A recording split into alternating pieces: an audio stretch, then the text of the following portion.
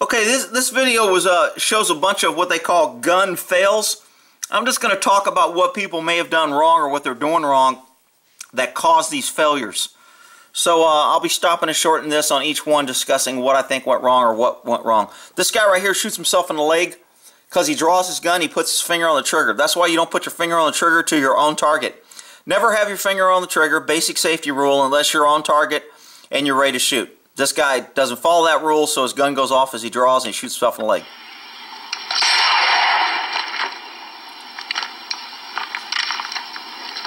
I just fucking shot myself. Yep. Okay, this is a this guy got his arm way out here. He's shooting a pistol, a rifle, or a shotgun, one hand extended.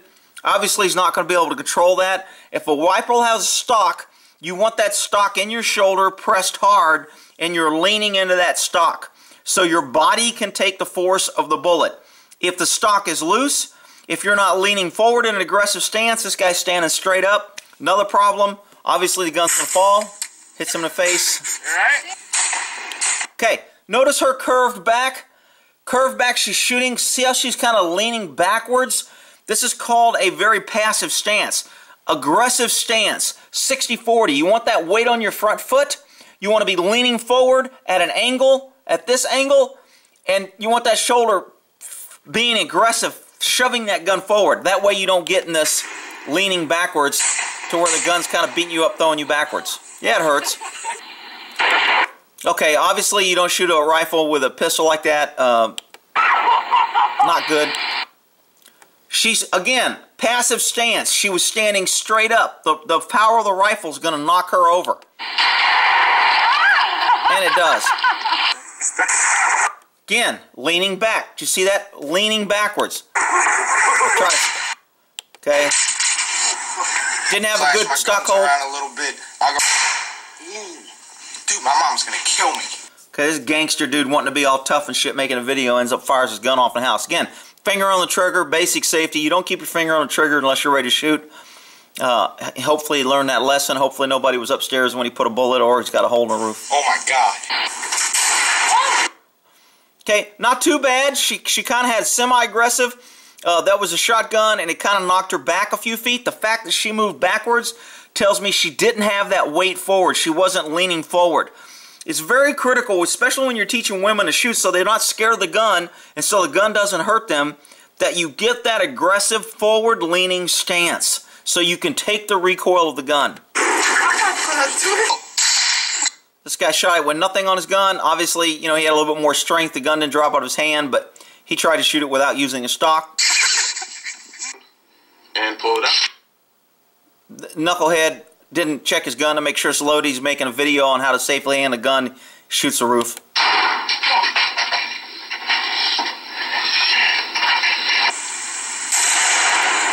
Okay, you don't want to have your eye too close. If I can stop this right before he... Notice his eye was so close to that scope that the recoil is going to hit his eye. That's called eye relief. The better scopes, you can have your eye farther away. Cheap scopes, you got to get your eye a little closer. You can have your eye close, but you got to have a good shoulder so the gun doesn't come back and you don't get a dotted eye like this guy got because the scope hit him in the eye. Did you hit in there? This guy obviously. Bent elbow. Okay, you want that elbow locked. The primary gun holding it, you want those elbows locked, either one or both, depending on whether you're in isosceles or weaver stance, but you want an elbow locked. That way that gun can't bend and come back and hit you. Hold it tight to your shoulder. Again, dotted the eye. He told her to hold it close to the shoulder, but she didn't. She was leaning back, so it hit her in the face. Yeah. You go. All right, there you go. Put on safe. This girl obviously... This was kind of funny because this always happens when you got a new shooter. You tell them not to point the range, but unless you've handled the guns a lot, it's very easy for you to spin with the gun. This girl does this. Her boyfriend gets excited, a little pissed. I'll back that up just a little bit. You go. All right, there you go. Put on safe for stay. Oh, sorry. Fuck. Sorry. She's saying, I'm sorry. He's like, shit, you could have killed me. I don't want to hear sorry. I don't want to be dead and having you saying I'm sorry. Don't point a gun at something unless you want to shoot it, obviously. Come.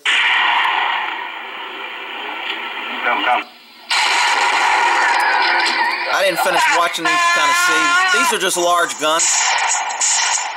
Obviously, this guy needs to tighten his belt. Okay, that's called, you notice the gun didn't fire. He pulled the trigger and you saw a little smoke.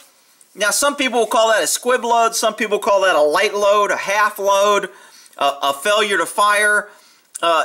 If you fire a bullet with just a primer and you don't put gunpowder, sometimes this will happen.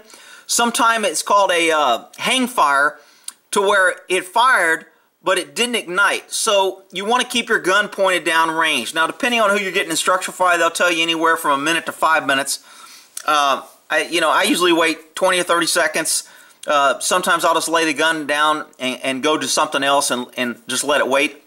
The point is, the bullet may still fire.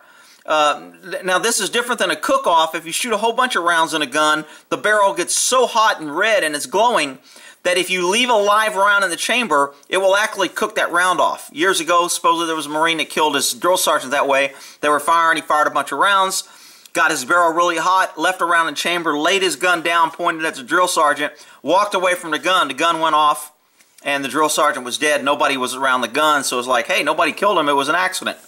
No, your gun's supposed to be cleared before you lay it down, so it was your fault, it was negligent. So when you have any type of hang fire, half load, primer only, squib load, anything like that, your gun is always pointed in a safe direction, left down range. And you don't want to fire a second round after this, because what could have happened if it's just a primer is it shot the bullet halfway down the barrel and now your barrel's plugged. Now, some people will say if you fire the next round, it'll push it out. Other people will say you'll blow up the barrel. Other people say, no, it takes 3 or 4 rounds to hang in there to blow up a barrel.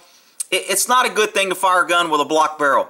But, you know, you have to figure it out for yourself, I guess.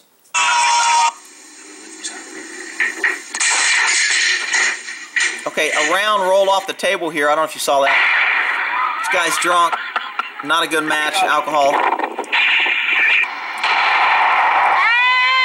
Oh my God! Okay, I want to go back to this one because this is a very common mistake for revolver users versus automatics. Notice her thumb right here. On a revolver, this doesn't matter because there's no moving parts. On a semi-automatic with a slide, this slide comes back and this will cut your thumb. And you can always tell new shooters because their thumb will be cut up right here. And it usually hurts pretty bad because it just rips across your thumb. And when I'm teaching, I'm very cognitive. Thumbs on the same side of an automatic, and they either go up, forward, or cross over.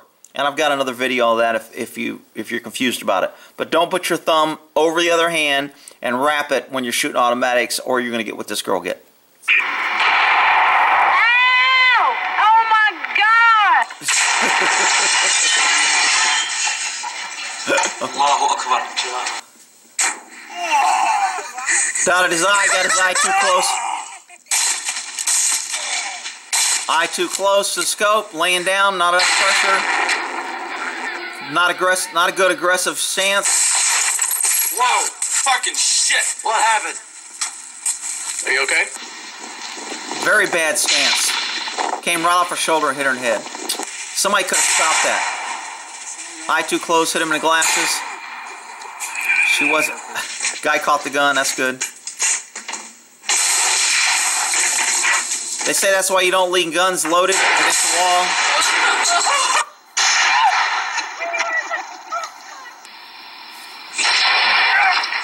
You can't hold a rifle out of distance.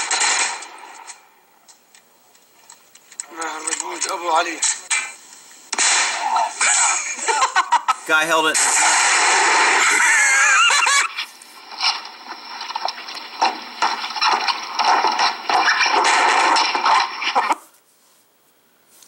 Alrighty, I guess that's it. Alright, so hopefully that helped on some basic kind of mistakes that people make with guns. Alright, we'll end that there.